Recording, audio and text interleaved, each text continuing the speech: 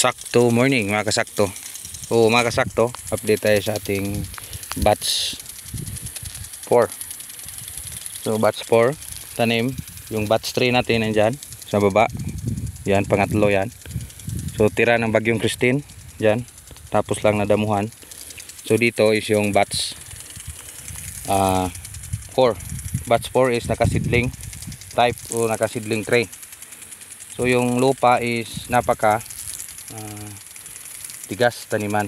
So yung diniskarte namin dito is yung basain muna namin yung butas. Yung butas na may kasamang chicken manure.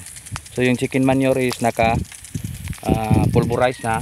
So pulverize at nakababad na sa init o yung pinadryer namin sa ilalim ng araw.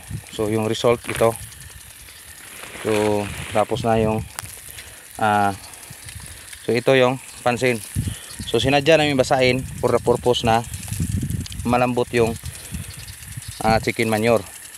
Yung ammonia is bumaba na dahil binilad na natin sa araw. Under sa ilalim ng araw, yung ammonia kasi pag makapenetrate yan sa ugat is napakadelikado. So yun ang pinaka-sensitive. So yung sa magtanim din, kailangan takpan din ng lupa bago siya isasalan sa. So yung mga seedling tray na ganito, yung mga seedling type na tanim. So ganito yung pagtanim. So pakita natin. So ito.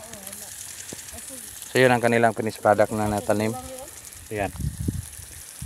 So yung tray natin is nasa 40 plus 45 tray, mga 46 nga ganyan. So ganito sa pagtanim, kailangan may taga taga dagdag sa so ganito.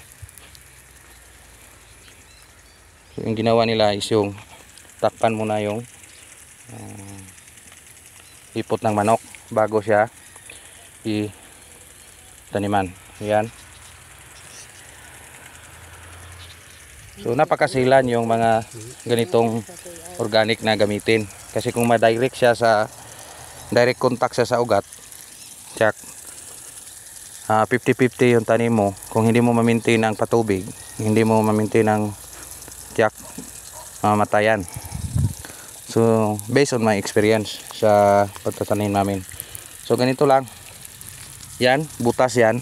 Distance yan is 152, mga 52 millisentimeter o mga isang dangka lang yung pagitan. Malapitan lang.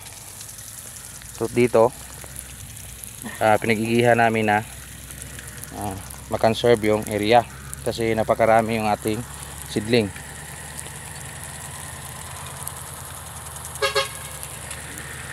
So yan, pansin natin yung ating patubig, 4 na stand yan.